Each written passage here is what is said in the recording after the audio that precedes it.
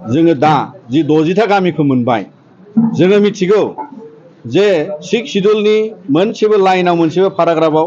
बेवहाय कन्टिगुवास सोदोब थाया नाथाय जि जायगानिफ्राय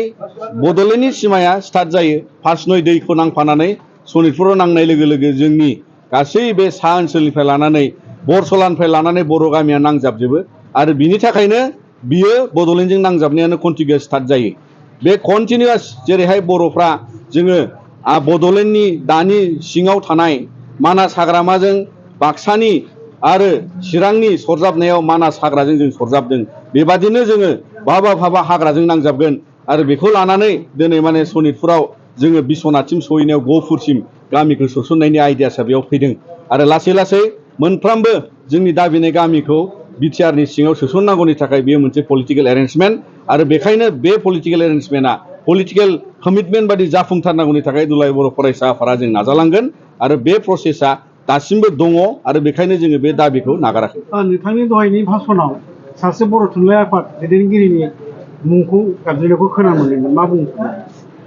दिनैथ' बर' थुनलाइ आफादनि बिबानगिरि नङा बिथाङा आं जायनि मुंखौ लादों बिथाङा सनितपुरनि बारग' बर' थुनलाइ आफादनि लोगो आफादगिरि बिथाङा दिनैबो माखासे असमिया रावजों लिरनानै सनितपुराव मोनसे भाइरेल खालामदों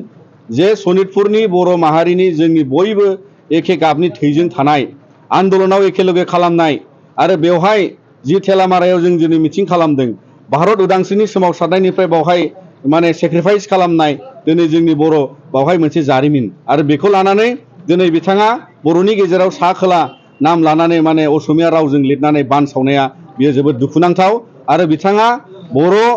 माहारिनि थाखाय आरो सनितपुर बिश्वनाथाव रायजो जानाय बर'फोरनि थाखाय बेबादि गावस्रानाय मनोभाबजों खामानि मावनाङा बिथांनि मुङा प्रसान्त बर' दा बेखायनो जोङो दिनै खावलायगोन जे बिथाङा जायखिजाया बेबादि राजखान्थियारि बिटिआर गोरोबथाखौ लानानै दावगासारनायनि जौगानांगौनि गामि सोसननांगौनि बिटिआर बाउन्डारि बांनांगौखौ हेंथा खालामनानै जेबो खामानि मावनो मोना आरो बिथाङा बिनिफ्राय गोजानाव थानांगौ होननानै जों दुलाराय बर' फरायसा आफादा खावलायो।